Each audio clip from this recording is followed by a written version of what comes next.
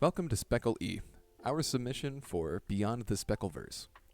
We were inspired by advances in AI and Speckle's smooth web viewer to create an app that can ship new 3D assets into Speckl very easily. We approached this problem two ways, one using Meshy and another using Shape-e.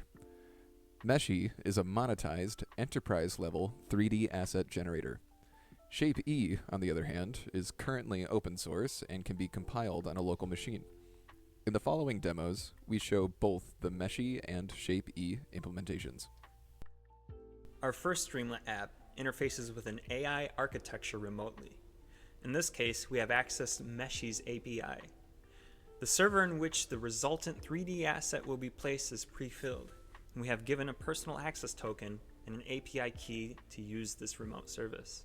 From here, we can give a model prompt for generation, along with a set of other parameters to help us generate what we need. In this case, let's go ahead and generate a rubber ducky. And let's go ahead and use a cartoonish style to generate this. As you can see, there is a progress bar in action, and this is on account of the robustness of Meshy's API, which is kind enough to give us a progress report.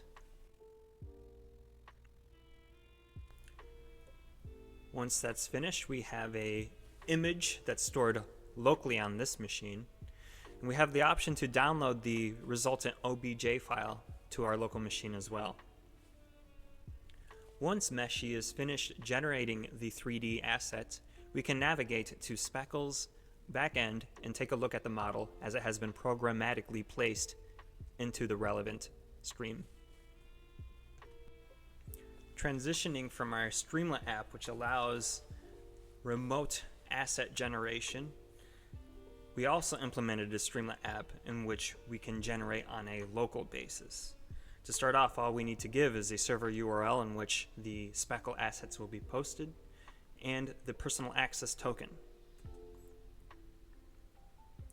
From there, we need to give an arbitrary name for a stream.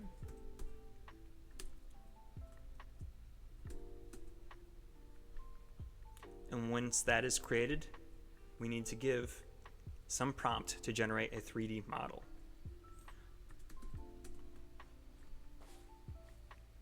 I'm going to open up the PowerShell so that we can see that our laptop is in action in terms of accessing Shape-e and using PyTorch to generate a new model locally.